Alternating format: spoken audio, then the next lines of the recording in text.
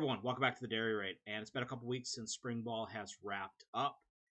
And during that time, I've taken stock of the information that has been out there, watched the film that I've had access to, and tried to put together what I've learned about the Wisconsin offense coming out of spring ball and going into fall camp, and what we can expect going forward into the season. And I think the first area that I want to touch on is this idea of the offensive identity. That word identity has been hanging over the program since the Luke Fickell era began, and now the offense has it rediscovered its old identity? Has it created a new one? Well, if we take what the coaches have said about the offense, they are combining, or they have rediscovered, the old school Wisconsin physicality, and they have combined it with a new school mentality, a new school sophistication, on top of the NFL style professionalism that we have within the system.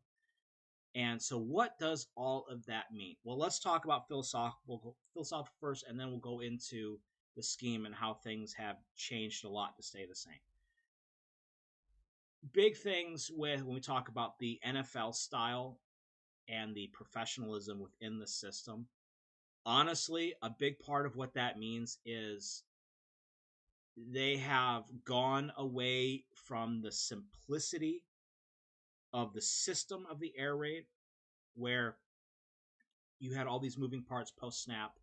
You had simplified play calling only what was necessary, saying what was only necessary, and letting the players do the work post-snap. That works for a lot of football. It works for me. It doesn't work for everybody. Some players, some systems need everything spelled out for them. That's why NFL play calls are like 17 words long.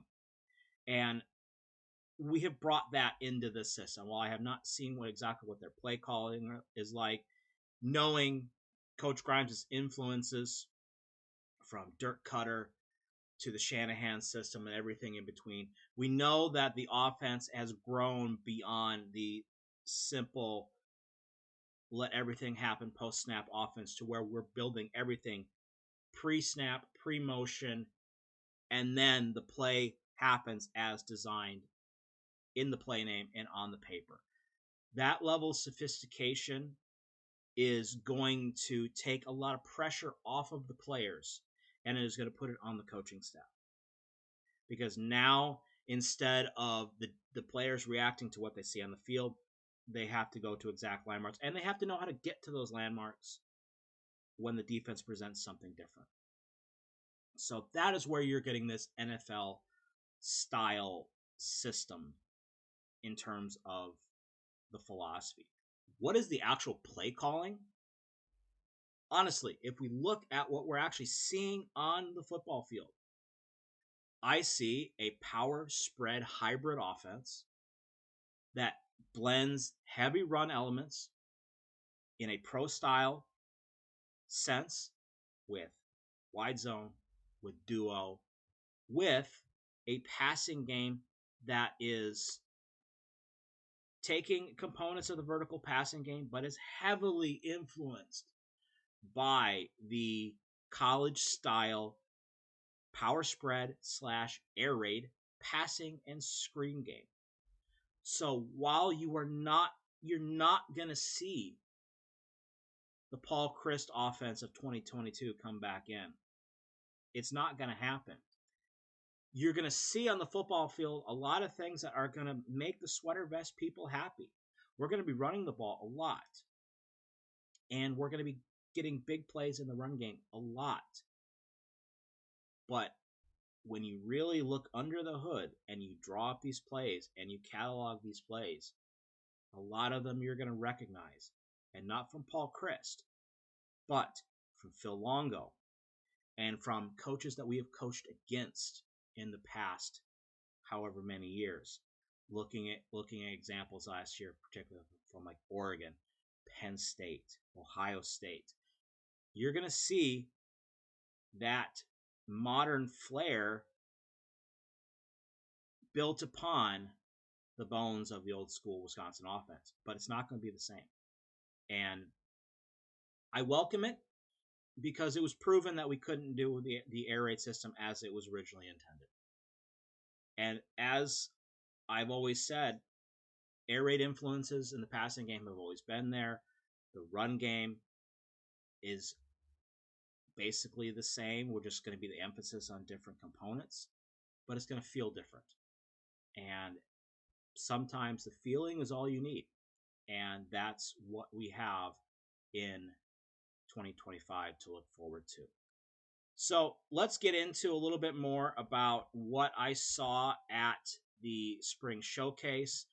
I've seen between bits and pieces, and I've taken every play that I've seen so far, and I've made sure that I don't have any duplicates. Luckily, I've seen a lot of plays from various angles. I've seen probably 60 or 70 plays from the spring showcase. And what takeaways do I have of where we are and where we're going to go forward? Let's start with the overall big picture of what we see.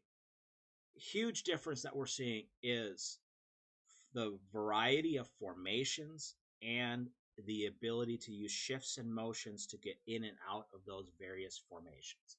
Now, one thing those of you who were at the spring showcase would have noticed is the scrimmage portion of the showcase was not a game. The offense was not game planning against the defense. They were going by a script to make sure that they ran the exact plays that they wanted to. And then the defense, vice versa. Defense was running the schemes that they wanted to use in the certain situations that were built within the practice script. So while certain plays hit better than others, you saw a lot of essentially sequences of plays that were sequenced together, not necessarily for play calling, but for ease of dissecting once we were looking at the film. So, for example, you would see an entire series of plays where it was like they were in the same formation the entire time on offense. And that's what we do at practice. We're not game planning at practice. We have the 16 plays in our Skelly period that we need to run. These are the plays we need to run. And the only thing that's going to change off of that sequence is if there is injuries or something like that where the time schedule has changed and we have not been able to complete what we expected to, making some changes there. But from what I have seen, even with that in mind, lots of different formations. They were using various personnel groups. Not as many as I thought. I didn't see any 10 personnel. I didn't see any true 20 personnel with 2 true running backs. But many different variations of 11 personnel, variations of 12 personnel, 13 personnel, a lot of different looks. And they use those players all over the field. You saw all of the main receiver positions in motion. You saw all those main receiver positions in different spots on the football field. You saw the tight ends in and out of the backfield, on the line, off the line, in the slot.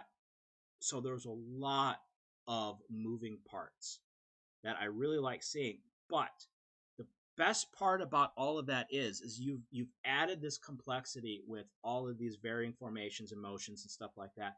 And yet you still saw the same core plays being run out of a variety of different motions, formations, backfield actions, etc. You ran the same basic plays.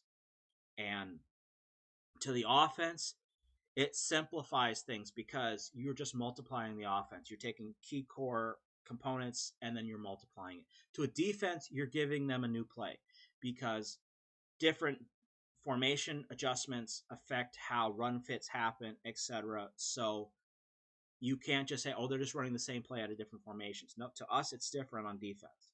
So that is something that's really good to see. So what we're going to do here to talk about how that, an example of that is the key run play that we've been hearing about the entire time since Coach Grimes has got here is the wide zone.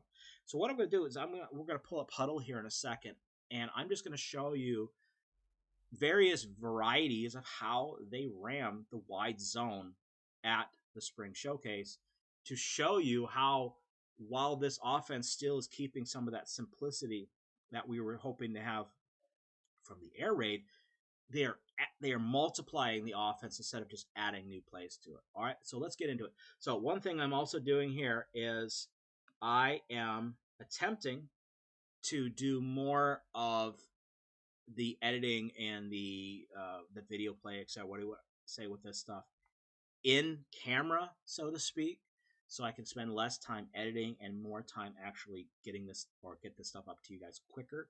So if you see me looking over here, it's because I've got my second screen set up with my recording software, with my notes, and also so that is going to allow me to turn this off. That's the wrong one.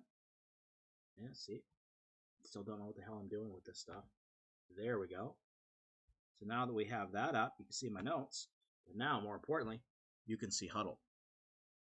So let's get into how the different ways we saw the Badgers run wide zone at the spring showcase. So let's start here. So for those, again, who don't remember what the wide zone, how it's basically run. Okay, running back is going to be aiming usually for the edge of the line of scrimmage or the inside shoulder of the tackle, depending on how wide the edge defender is out here. And play side offensive linemen are working to run to get these guys turned upfield. And if they can't, they are just going to work to wall them off. And that's going to create a cut. And Huddle don't want to work with me there, so that's fine. So instead of working to turn a defender, they're working to wall them off. And we usually see that a lot more on the front side. Backside guys, they're thinking cutoff. So they're going to work a combo like this to create a cut back. So then the running back would be reading the edge defender. If the edge defender is outside of the tackle, he's going to look to cut, and he's going to look to get vertical. As he's looking for that cut, take that guy off. If the nose widens, then he's going to look to bang it back even farther, but he is looking to get vertical with his cut. All right, so that's the wide zone in a nutshell. So let's talk about a few of the variations that I saw at the spring showcase. For one, a formation that I saw a lot from the film that I saw was a basic condensed 3-by-1 look like this. And what we would get is either we get wide receiver, and in most cases, we would have Jaden Ballard out here. We'd have Vinny Anthony down here. We would have Tucker Ashcraft a lot of times right here. And we would have Jackson Aker in a situation like this. This would be a 12 personnel variant of this. If they weren't running with 12 personnel, then they would have someone like Tyrell Henry in the slot right there. So let's just go with 11 personnel, and we'll go for it. And then the running back right here, that was Dilin Jones. All right, so let's look at some variations that we saw. So big one, obviously, we just saw the basic wide, weak side outs, wide zone. Again, we get that. We get defenses to over-adjust to the formation. We hit it back to the field. A lot of times we'd have the formation aligned to the boundary. So more like that. And they would want to run to the wide side of the field because there's a lot more space that would force the safety to align differently, etc. But we're just going to put them down the middle of the field here for that. So we saw the weak side wide zone. Obviously, next big one that we saw a lot was the split flow wide zone.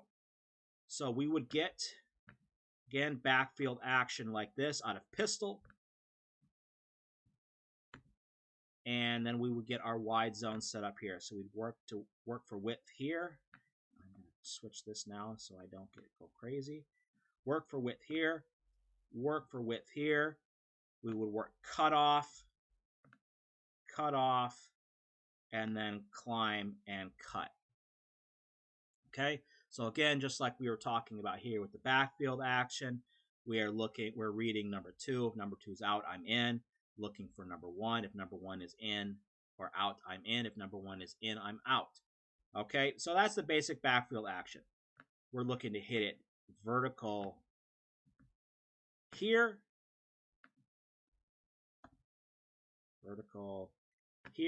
or vertical here.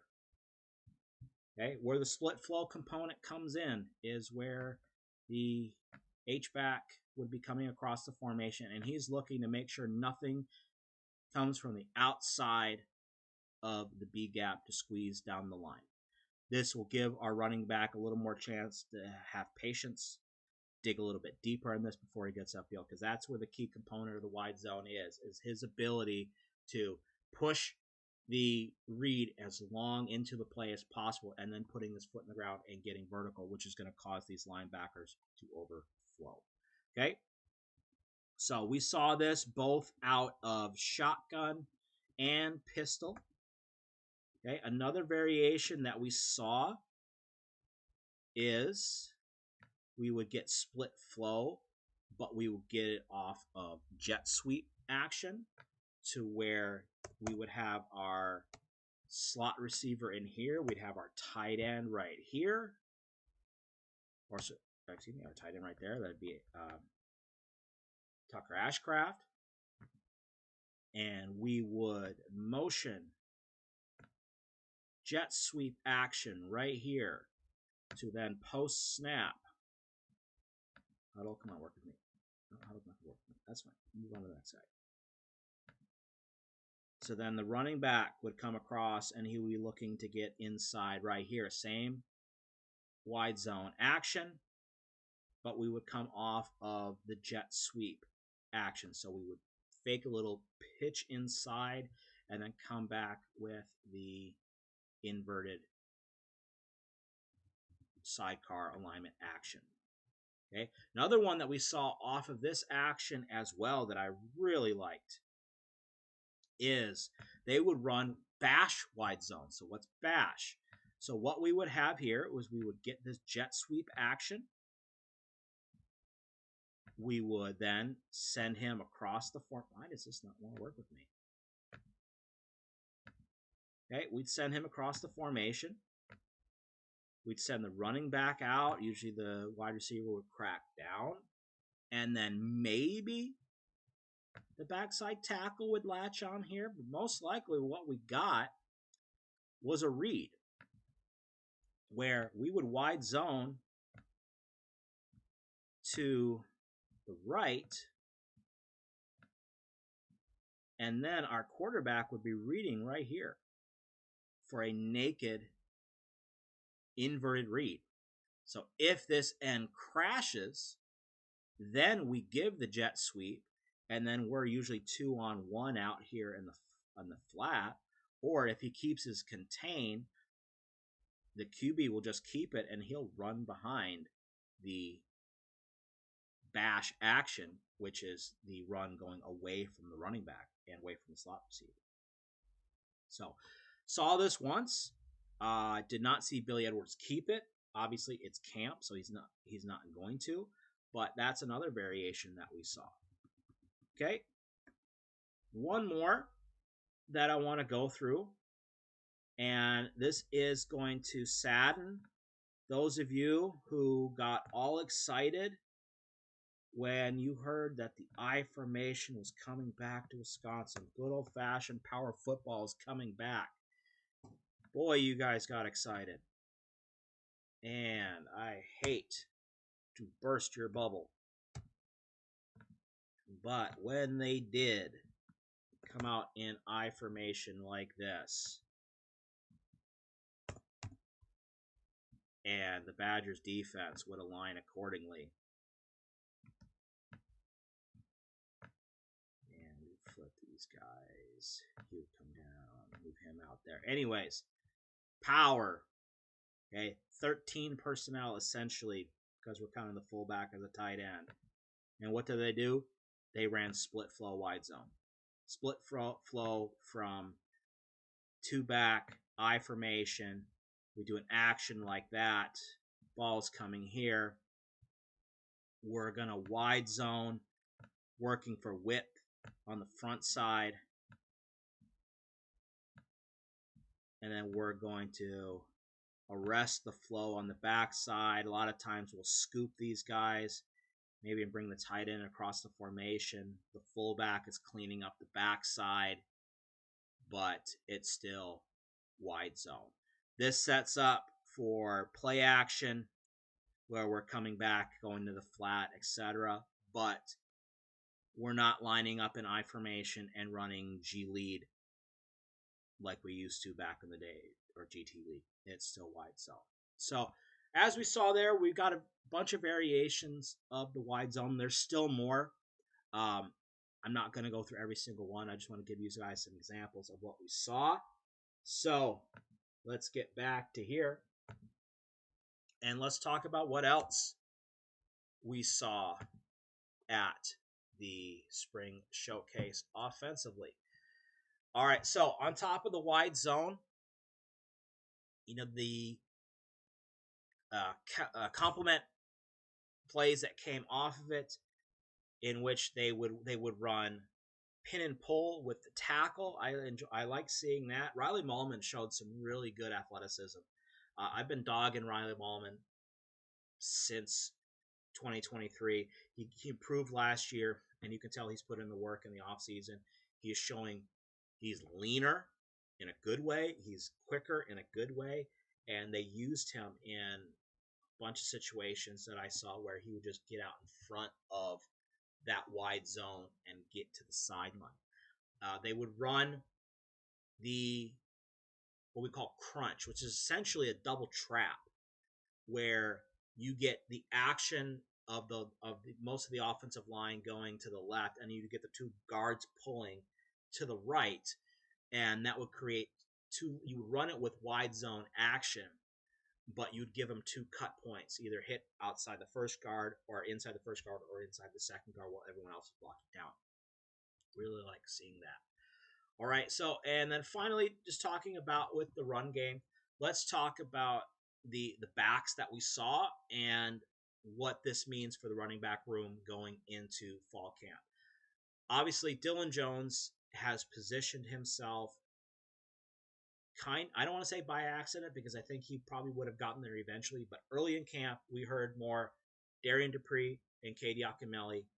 Dilin Jones was having a little bit of ball security issues, but towards the end of camp, and especially in the spring showcase, you could see that Dilin Jones is the perfect back for this system, because he has the speed and the quickness to force the defenses to respect his speed.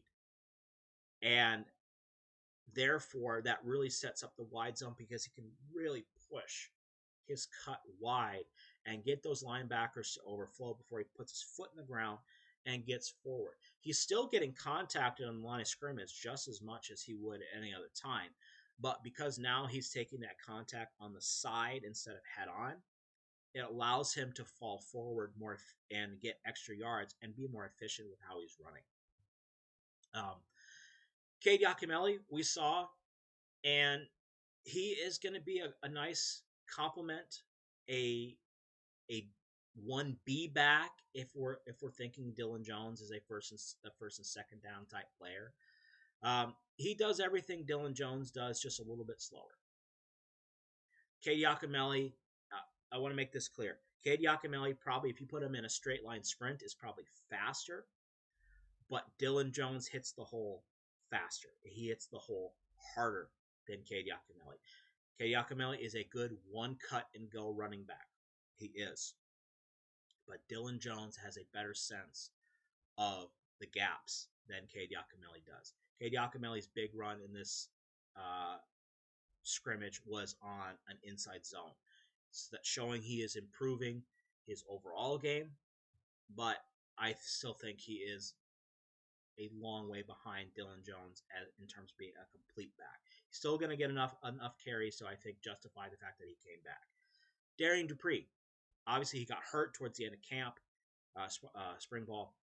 We didn't see how he was going to be used at the spring showcase. We didn't see a lot of the plays that you would expect maybe his backup in the second down or the second and long situation, third down categories, uh, first and short situate, plays that you expect the change of pace guy to come in. A lot of times that change of pace guy was K. Yacamelli. And obviously he doesn't add the same thing in the passing game that Darian Dupree is.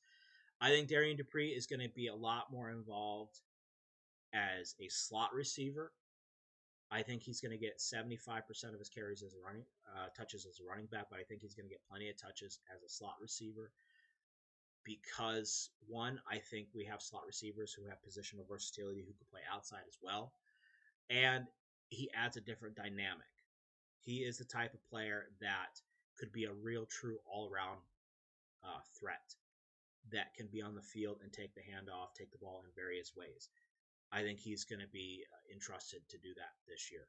Is it going to be enough touches to keep him interested and stick behind Dilin Jones for another year?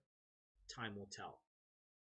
But that is a 3-horse backfield right now that I think can produce a lot of yards. Last one, though, getting Ituka, he looked faster, he looked twitchier, and you add that on top of his bowling ball running mentality, he could turn into a touchdown vulture as the season goes on, especially as Dilin Jones's carries start to mount up. Even if the rotation is as strong as we hope it's going to be, I still think there's going to be situations where we're going to need a big back to get in there and be physical in short yardage situations. And I think getting Ituka could do that. And we'll see how it goes. I think right there, that's a solid 4 back room. And barring injuries, we should get a lot better production out of the running back room than we've gotten the last couple of years. It is more complete. It is more athletic. And the only thing that's going to stand in the way of that is injuries. All right. Let's talk about the passing game. And like I said, you can see Coach Grimes's influence on the philosophy of the passing game. His influences. You see the Dirk Cutter, chuck it and duck it version of the West Coast offense. A lot of vertical passes. But like I have been saying from the beginning, he's a collaborative play caller, and you can see Kenny Guyton, and you can see Blake Rowland's influence on the passing game. So, from Kenny Guyton, obviously, you've got the air raid style passing concepts like mesh, stick, sail, snag, levels. These formational concepts that Phil Longo ran. I think what the difference we saw, though, with these type of plays is these are not the plays where they're searching for space.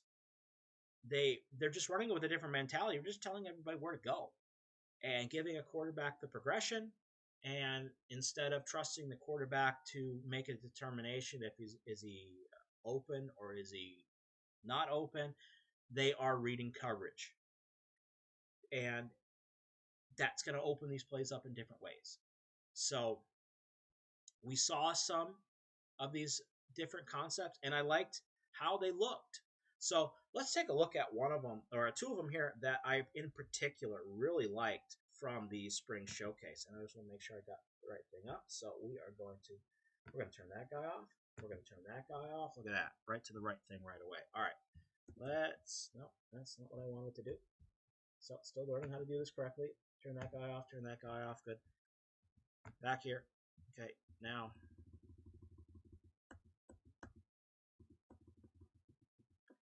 And just put all these guys back where they were. There we go. All right, so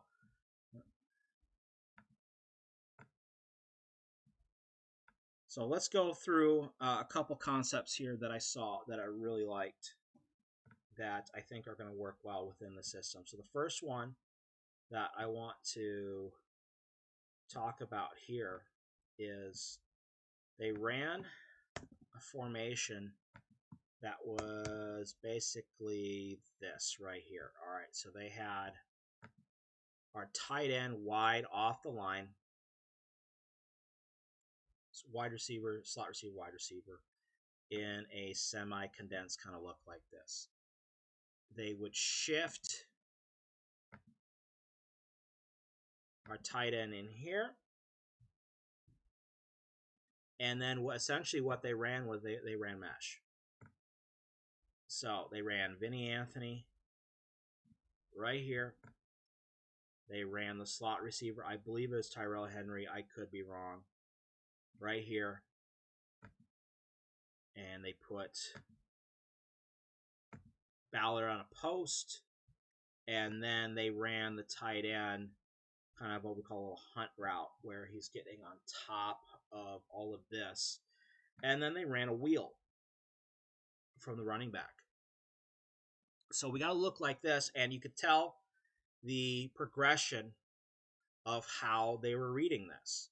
So what they did was, and I believe this was actually Cade Yacamelli that was here, but doesn't matter. They were reading alignment here first. If the corner condensed down, which he did, and he played tighter in this condensed look, and if he did anything but widen off the snap, they went right to the wheel. So, and that's what we saw. When they meshed, they rotated. So he rotated down and they rotated over, but that was too late. And they were able to get the wheel outside and they hit it for a pretty nice gain. Other times when they would run it, if he sits out to take care of the flat and then take up on the wheel, they would read 1 to 2 to 3. So it doesn't get much more air raid than this, but what we're doing is we're adding the motion component, we're adding the movement component, and then instead of reading space, they were running to landmarks, okay? So they would have, these guys would sit down on the hash mark, and then you would get your tight end sitting across the middle, and then you'd send the wide receiver down the post, okay? I'm sure there is a read component with this, whether it's man or zone, but it was less about reading leverage and more about just getting to a landmark. So that's one play that I really like seeing. Okay, doesn't get more air raid than that. All right, next one they ran, and I like this one a lot. It's another variation on a very standard air raid play, and that's the snag concept. So they ran, and don't remember the exact personnel when I saw this because it was a little bit later, but the only thing I know they did, and we'll switch it here in a second, so they ran a little sit route from the wide receiver to the hash mark. Okay, I know these guys were changed. So that was your slot receiver. And that was actually your fullback at this point. And so when they ran snag, normally when you run snag, we run it out of a wider formation, kind of like this, where this outside receiver is running more of a slant sit read, so he can get farther in the formation. We'd get our corner here, and then we'd run either a flat or a bubble. I like to run it with a bubble because it creates more high-low stress on the flat defender, but a lot of times you'll actually see this as a flat. So creating a triangle read and reading usually this outside defender, and whatever he chooses is wrong.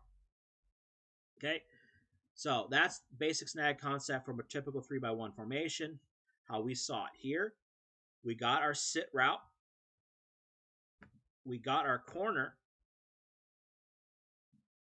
But then what we got instead of our flat from the H, if we would run a flat or a bubble from the H in this situation here, there's not a lot of stress for this flat defender. He can kind of sit down the middle of both. And in fact, he could maybe even pass off this to the middle linebacker. But what they did is they ran what I call an escort bubble. So in which Jackson Aker came out here and he's running a bubble screen with our running back. So he's looking to pick up anybody who comes downhill. But this creates a lot more high-low stress on this flat defender. And it's set up where this is wide open. Because another stress that this gives too is the middle linebacker, he needs to be thinking he needs to get to his landmark above the slot receiver, and he needs to be gaining depth as he does it. So if he flattens to take away this little sit route, then we've got the edge killed. And so that really puts him in a stressful position. So we saw that. So those are two concepts I really like. We'll talk about one more here that I saw in a clip from earlier in the spring ball, and that is a variation of the Shanahan double post. And this is a staple West Coast offense play, a staple West Coast shot play that I think with the personnel we have is really going to work well. So a lot of times what you would get with this is you're going to get a motion setting up a wide zone, little poke play action, and then we're running double post. Okay, we got two posts, and when we run double posts, I like to have them running to the same landmark. We're just at different sides of the field.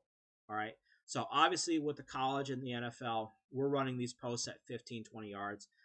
Because of the limitations of huddle, we're just going to run these a little bit shorter. So we're going to run them at 10 yards. So we're going to send, and usually, make this a little better. We're going to put this to the hash mark here. Condense this a little bit more so these landmarks are a little bit more easier to see. So we're putting his landmark at the hash mark on the goal line. Come on.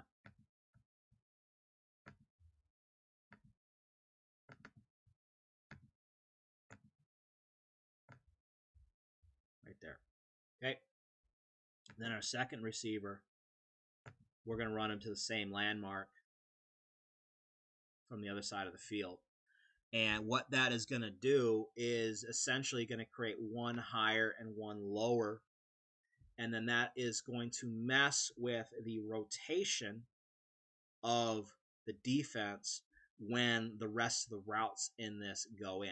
And so what we would see is usually the tight end would run the variation of either a flat route or he would stay in protection.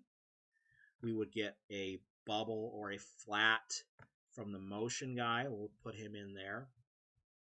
And then a lot of times what that caused would be rotation.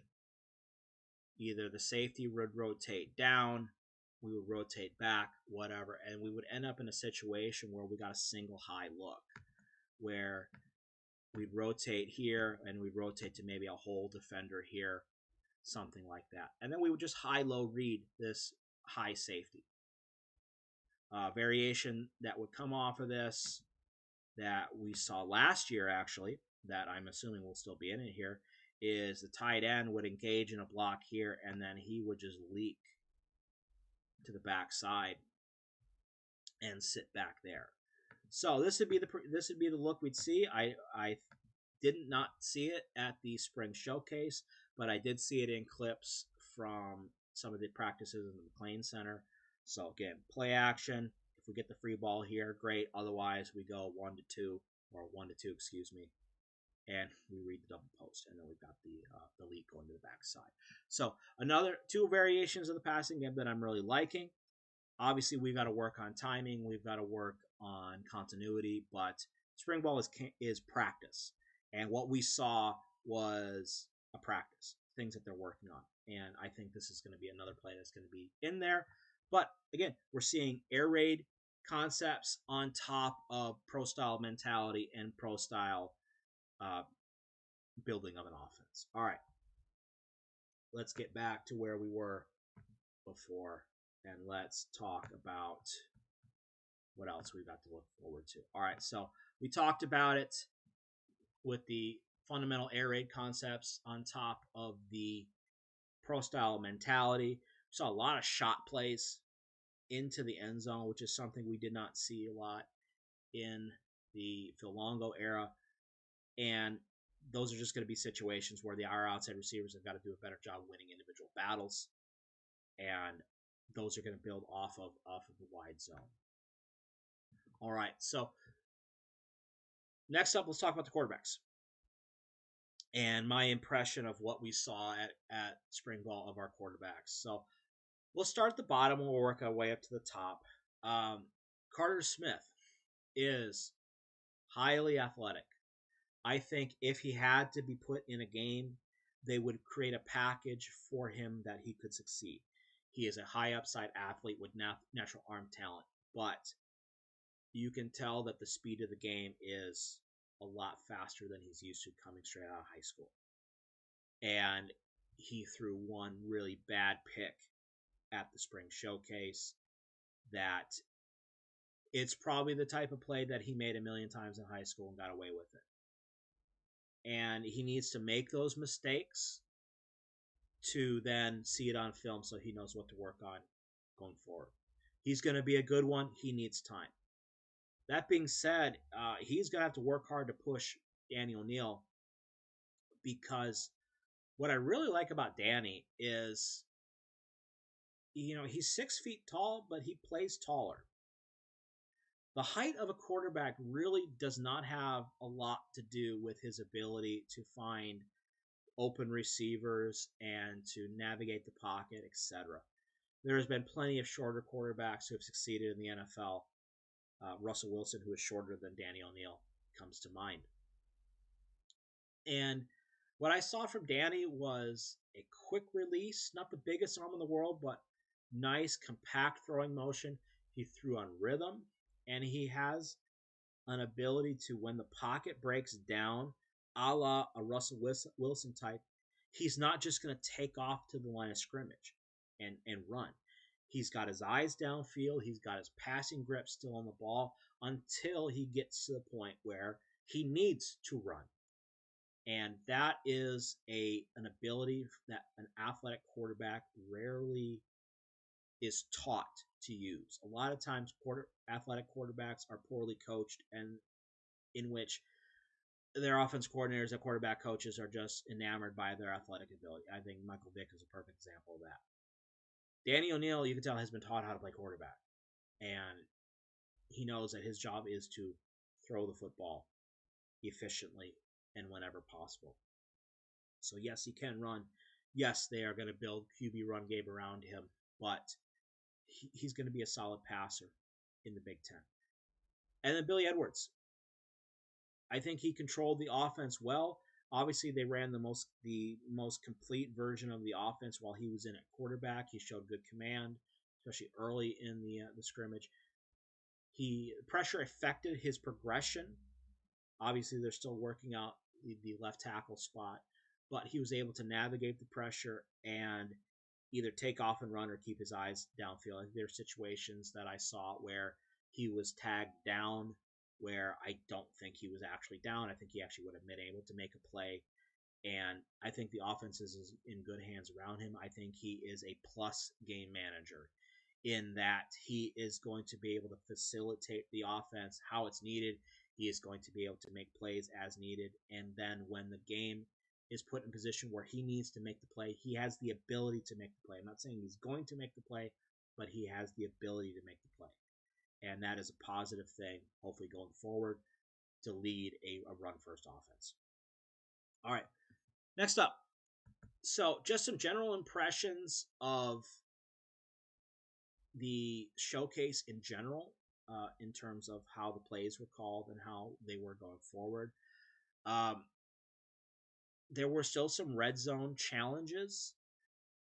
I think what ended up happening that really caused problems was something we'll talk about when we do the defense version of this, is the defense's approach to red zone defense was to put pressure. and they caused some confusion, especially in the pass blocking. There was a couple situations where there were plays, set up pretty well off of play action on the goal line that our receivers just ran the wrong routes or read the alignment wrong, and so that's stuff that needs to be fixed in practice. And there were still some struggles with physicality with some of the receivers. I think Jaden Ballard had some physicality issues in short situations. Vinny Anthony was better. Tyrell Henry has to still work on that. Chris Brooks, I think you're going to see him become a short yardage and short red zone, especially replacement for one of those two outside receivers because he brings the total package. So I think that's going to be able to fix it there. And,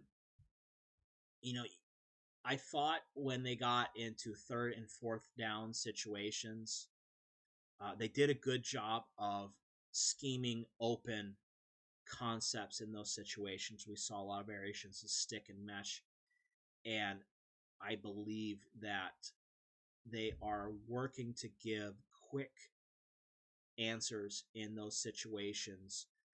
So where we would see last year where we would get your various levels reads, leverage reads, we saw more triangle reads, more high-low and inside-out reads. So that's going to make the passing in those situations that much easier. And I also think with a play like wide zone in the run game, it is a play that can hit for big yards in long situations where defenses are widened out and are playing deeper because they have to guard the sticks. That is really going to help to have a run play that is going to force defenses to keep the line of scrimmage in mind going forward. All right. Next up, let's talk about the receiver group and the tight end group. And then I think we're already 45 minutes into this. We need to kind of get working on this. Might be a long video. But all right, so let's talk about receivers. As a whole, is the deepest position on the offense. It's not even close. It's probably one of the deepest positions on the offense. In that you have your older, more experienced players like Jaden Ballard and Vinny Anthony, who I think are going to lead. You got Chris Brooks, who I think finally is going to have his role, and he stayed healthy. Tyrell Henry really stepped up in the absence of Trech Kakahuna as a good inside-out slot receiver who could do a little bit of everything. And then you have somebody like Eugene Hilton Jr., who is going to be a contributing factor on this offense as a true freshman because he has clearly the most athletic upside of anybody on the offense. He is raw, but he has effortless speed. And he has effortless route running. You can tell he's been running routes since he was a little kid. Obviously, his dad has taught him well. And right there, you have 5 receivers, and I haven't even talked about Trech, who could impact this offense in various ways. And that's the depth that we need. Because now that we're running a system that's going to be a little less cerebral, we can rely on more people, and we're going to need it. Excuse me. We're going to need more athletes to keep this offense going on the outside. The tight end group, it was a bit of a mixed bag, obviously, because we had Tanner Koziel leave for Houston. But as I was suspecting, I think Jackson Aker has emerged as the tight end who is going to get the lead tight end role. Meaning more of the offense is going to be based around what he does when he's on the field than anybody else. That's not to say he's going to be leading the tight end group in catches and touches. Far from it. But he is going to be a more of a pivot point of the offense than Tucker Ashcraft and Grant Steck, who emerged as the number 1A and 1B inline tight ends. I think their route running, their blocking was solid. Steck is a little stiff still. I think he's recovering from injury as well. Ashcraft is slowly improving. I think he will be a solid tight end in this offense.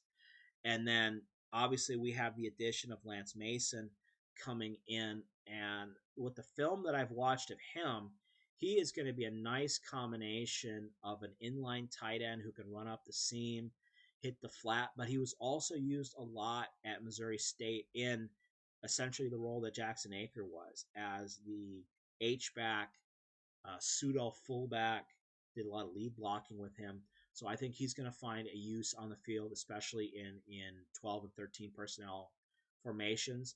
And that is going to allow Jackson Aker to also maybe potentially be in the conversation with the running backs as a true fullback, as a short yardage goal line tailback, and then using someone like Mason or Steck. Steck was also in the backfield as a fullback in situations like that. But the tight end role has greatly increased because they're asking them to do so much more in both the run game and the passing game with the motions, with the shifts, and the different types of blocking. We saw them split flow to the backside end, split flow, and wham a defensive tackle leaking out in the flat, running drag routes. They ran double slice a lot, where they would be two tight ends and run down blocks one direction, power the other way with the tight ends.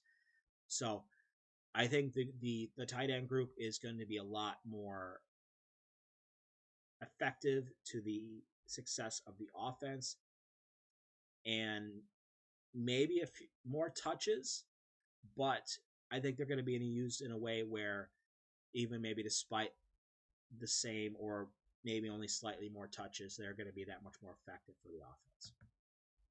All right, last thing I want to talk about here, because again, I realize this video is getting really long, is let's talk about the offensive line and how they are adjusting to the new offense and where we're going forward from there. I think this group is well suited for use in the wide zone. To have a system like this, you have to have offensive linemen who have size, who can run and can get to space and block in space. And I think we saw that they were really effective with that. A couple guys that I want to highlight with that. Obviously, Raleigh Mullman, his surprising increase in his athletic ability was noticeable, both getting out in front on pin and pull type concepts, but also in situations where he's climbing from the backside on a run play going away from him. He was doing a really good job of getting downfield and being athletic. Also, Jake Renfro, he is going to be a type of player who's going to be put in a situation where the guy he has to block is going to be a lot wider than he's normally used to, with the formation being spread out more than it is. And he did a really good job trusting his footwork and getting to the second level, or trusting his footwork and creating a wall on the interior that I think he's going to be a lot more effective and a solid leader of that inside group. Obviously, pass protection is something that needs to be addressed. When you get a situation where you lose your starting left tackle so close to the end of spring ball and with the showcase, they didn't really have a chance to completely change the mentality of how they're going to run pass protection without your normal left tackle. Obviously, it's no surprise Leighton Nelson did kind of struggle in that role out there. And I think Joe Brunner is going to be that guy. He looked okay playing left tackle, and the few clips that I've seen of him doing it, he'll grow in that role. Davis Heinzen, the kid coming in from Central Michigan, I've heard he's been told he's come in to play tackle, but I need to see his athletic ability and if he can pick things up to just slide into that left tackle spot. Otherwise, I think he's going to be a serviceable left guard, and the same competition that there was for right guard is going to continue, and they're not going to swap anybody over to the other side.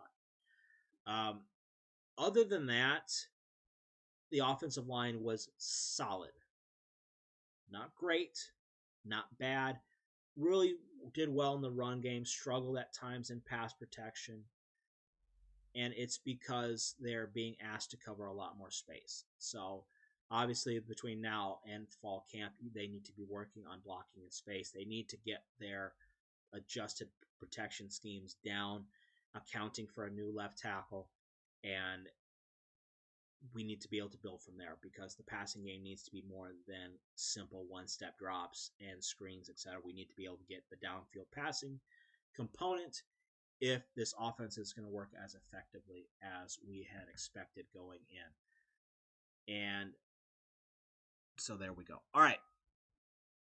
So last thing that we want to talk about is kind of some final takeaways of what we saw here. I think from a schematic point of view, this offense is modernizing without purging the DNA of old school Wisconsin football. We're getting misdirection, spacing that facilitates the old school power game that we are used to.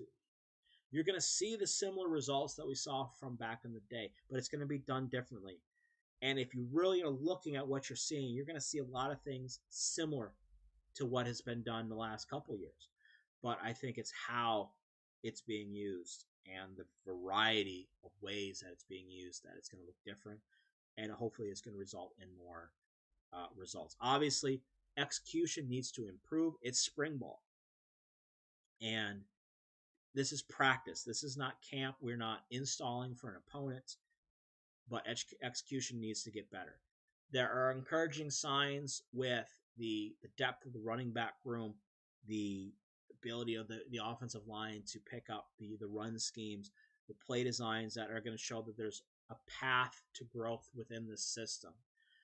But it is going to be the emerging final position battles at left tackle, at right guard, at tight end, and in the slot that are really going to shape how this offense goes forward and how we build it to be a successful system.